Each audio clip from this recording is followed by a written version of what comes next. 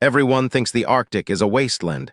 It's not, it's a tomb. The year is 1845.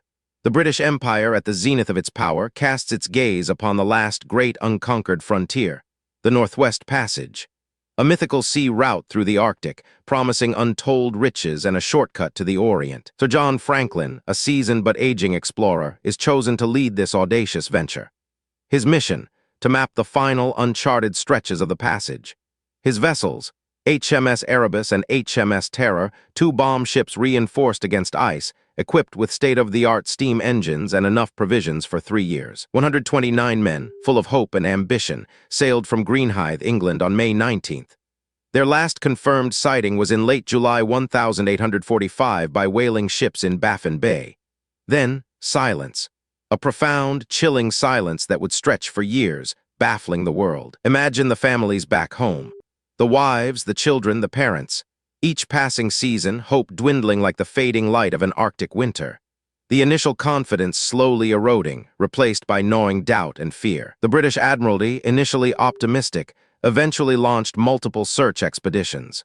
Ship after ship braved the icy grip of the Arctic, seeking any sign, any clue to the fate of Franklin and his men. Years turned into a decade. The search became one of the largest in history, costing fortunes and lives.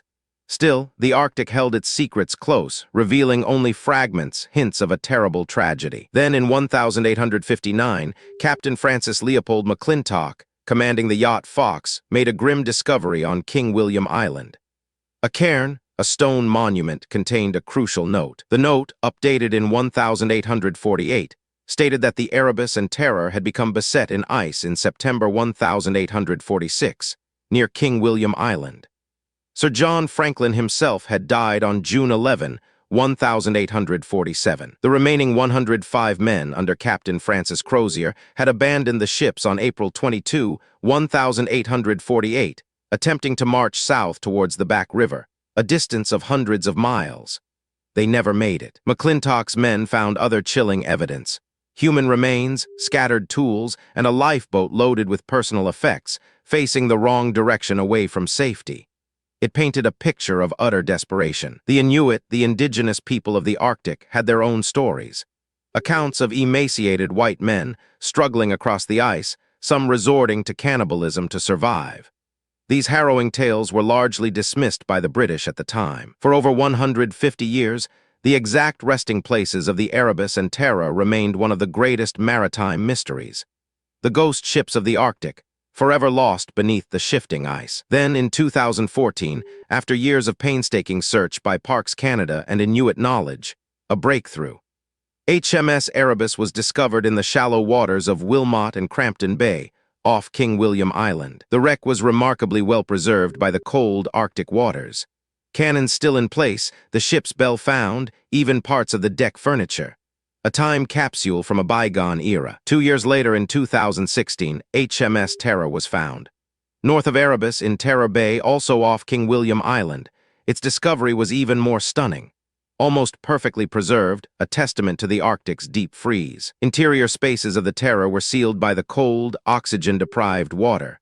Explorers have seen plates on shelves, bottles on the floor, even a tripod standing in a cabin. It's like the crew just vanished. These discoveries haven't fully solved the mystery of Asterisk, why the expedition failed so catastrophically. The prevailing theories point to a combination of factors. Lead poisoning from improperly soldered food cans is a strong contender.